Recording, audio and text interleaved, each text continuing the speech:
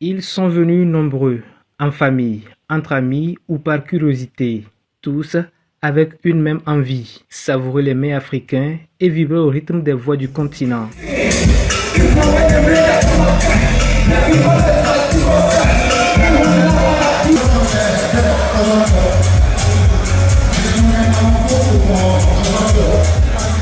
Au Festival des voix et des saveurs d'Afrique, les chorégraphies captivent.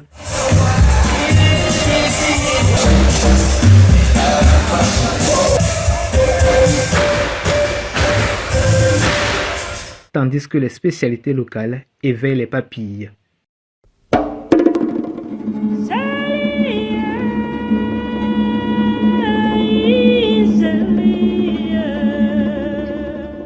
Pour son apothéose, Fevosa 2026 a tenu toutes ses promesses. Dans les allées du festival, le public salue une initiative qui valorise le patrimoine culinaire africain et souhaite la voir s'inscrire durablement dans le paysage culturel. J'ai beaucoup apprécié l'initiative parce que ça met en valeur nos cultures africaines.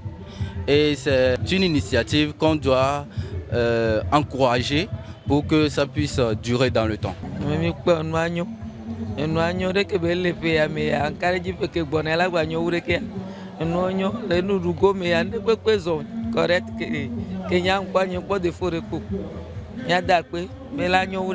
C'est ma première fois de participer à ce festival et j'ai vu qu'ils ont promis plutôt les saveurs d'Afrique, surtout au niveau des entrées.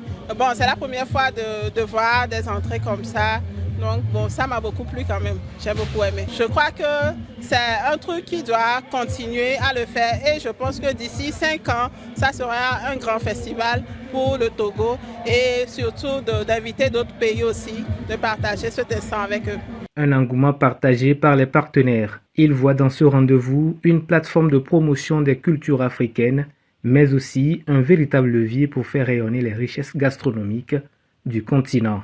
Assister à cet événement, je veux dire, ou accompagner cet événement, c'est en fait encourager l'organisatrice, encourager la gastronomie et au même moment parler de l'innovation. Quand je veux parler de l'innovation, je veux parler de l'IA que Infinis essaie de développer de nos jours pour donner accès à tout un chacun de nous aux informations parce que, comme je viens de le dire, tout ceci, beaucoup de personnes sont venues ici grâce à l'information. Donc déjà, du moment où on parle d'information, le téléphone est là.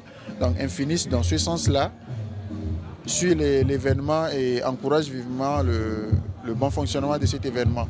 Nous avons décidé d'accompagner cette édition parce que nous voulons faire ressortir cet aspect innovation lorsqu'on veut parler de la gastronomie, puisque nous sommes spécialisés dans la préparation des mets locaux. Nous voudrions faire ressortir cet aspect innovation que nous voulons prendre pour accompagner la gastronomie africaine sans pour autant dénaturer l'essence même de nos plats. C'est un grand événement qui fait valoriser l'Afrique et les valeurs d'Afrique.